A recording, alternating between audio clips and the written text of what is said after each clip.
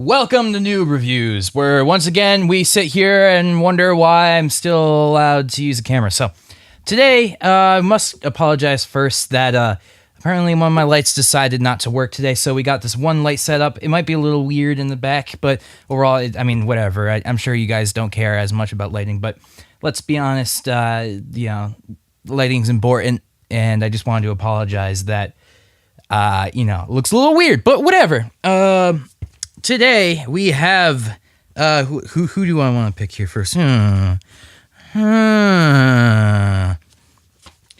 Raven number 2. Oh God, I'm gonna stretch forward. Oh God, I focus my camera. Whatever. Oh my God, I go rush today. Raven number 2, written by Marv Wolfman, the guy who's wrote the original Teen Titans, and frankly, the only reason I know his name is because he reminds me of Big B Wolf, because he's a wolf man. So, today's episode of Raven was comic issue. I have issues, so it was really good. And it continues with Raven entering high school and being like, "Yo, I'm emo." And I don't know who comes in at the end of this. I don't want to spoil it for you if you're picking this up, but they tease somebody. I don't know who it is. I'm excited to see who it is in the next issue because I might know who they are. Based on prior knowledge. Oh my God, I gotta bend all the way over. I'm gonna actually move my microphone forward so that I can still talk to you guys over here. So I'm really happy with the series. It's a 2 out of 6. You can see it right there. It's gonna be all out of focus because I put on autofocus, or turned off autofocus like a Nazi would. Ha ha ha! Me, I suck. All right, Green Arrow number 9, the series I was going to stop pulling, but for some reason keep picking up. So, this is the part 2 of last week's issue, and I figured I'd pick it up anyways, just because I wanted to complete it. Not sure if I'm going to keep picking up afterwards. I might let Anthony pick it up, and I'll read his issue and see if I want to keep going with it. But this one was all right. I felt like it felt a little less cliche than the other issues. It has a different artist now, and I like this artist. I just don't like him as much as the first, 7 issues. Maybe 6 issues, I'll say, actually. So 5, maybe. I don't know. Whatever the fuck. I still like him, though, and as the last issue set up, about every other page or so, Green Arrow and Black Canary have to face bone, have to get all their lips inside of each other and be like, I'm sure you wanted to picture that, but and then they have this one still where it looks like the native guy is boning him in the butt, but whatever, so it's still pretty good. I'm not sure if I'm gonna keep picking up. I'm probably gonna just pick up books that I think will, have some sort of reputation in the future.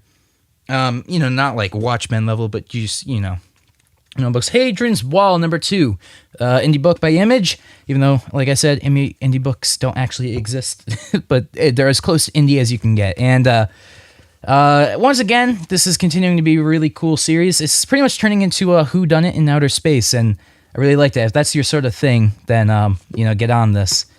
This book's great. The art's really interesting too. I don't know how well you can see it without the other light. Like I said, lighting is important, folks. You learn that in film school. God. Where can I show you all the... I don't know. Ooh, look at that. All these little star things. I'm sure those are interesting, right? I'm sure this is gonna get you to buy the book, folks. I'm sure you're super interested in this. So this is great. Anyways, Deadpool Too Soon? Too Soon? Written by Parental Advisory $4.99 US. Now, it's written by Corin Nock Charlampladibidis. I don't know who the fuck that is. Really interesting. This is far more, as opposed to last week's issue of Deadpool that I bought. This one's far more just fun. This is straight up comedy, and once again, a whodunit instigated by Deadpool in a mansion. Very interesting book, and I highly recommend this book. Anthony was telling me this might be like a mini series running. I don't know how much truth there is to that because frankly, Anthony is a lying sack of balls.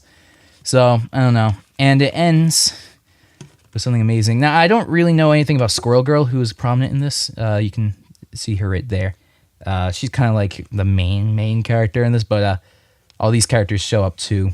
They're all important, but she like has a bit more screen time than everybody else. But of course, Deadpool is the most. But if I hadn't really read much of her, so I might check her out a little bit. I'm not super interested, but she seems pretty funny.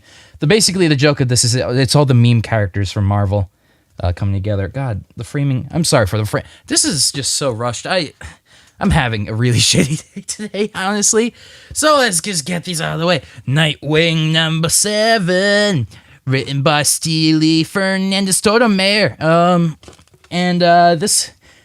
The book right before Night of the Monster Men, pretty much when the first half of it, I had no idea what was going on, but then it ended on a palatable thing that I could understand. This book was like exactly the same. It even opens. Hold on, let me find this. Where is it? It even opens with a guy turning himself into a monster thing. Like, it's almost the same thing. So, and then shit happens. This is the Rise of Raptor? Yeah, Rise of Raptor Part 1. And shit happens, and, Raptor does some stuff, and some stuff happens with Batman that is really awesome. But again, I don't really get what was going on in the beginning of this. There's a lot of politics about the Parliament of Owls that I just don't know about, and part of my brain just skips over that when I read it, and I think I miss important stuff. But, still, I'm really liking this. I'm starting to wonder if I like it enough to pull it, but I'm starting to wonder maybe if I want to stop, because I don't know. I'm trying to budget my books right now. I'm starting to go a little overboard, so it's kind of running the line. I kind of want to keep it. I don't know, but I'm really liking Nightwing still. Not a bad thing if I stop pulling it. It's just that, I only have so much space in my budget. Of course, the book I was waiting for forever is for Trinity #2. Now, this book was a great, honestly, really, really weird book, like, as in non-conventional. So the first book was more just about them interacting with each other and kind of discussing their dynamic, but this book goes weird. So if you read the first book, which I'm assuming you have, so spoilers, it ends with something weird where like Clark sees his family and shit.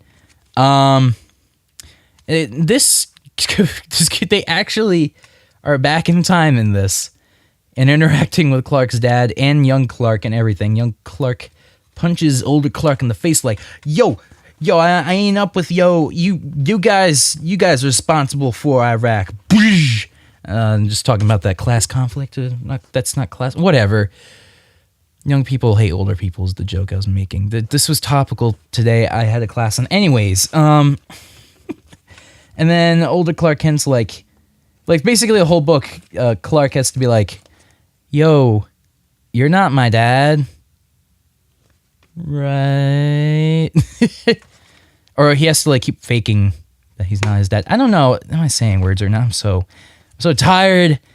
I hate everybody.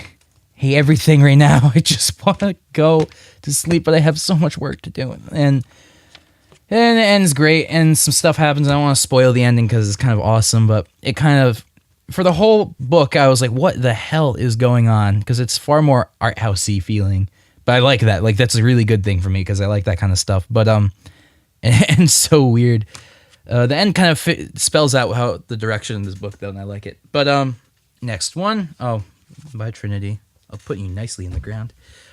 Batman, the start of I Am Suicide, putting together his own Suicide Squad team, and apparently there's a cool homage in the end of this book, and I was so excited for Anthony to read it, and he read it, and he was like, "Oh, that was it." Seriously, and apparently it's very common for this writer to do these kinds of homages that don't really have any purpose, but are just there.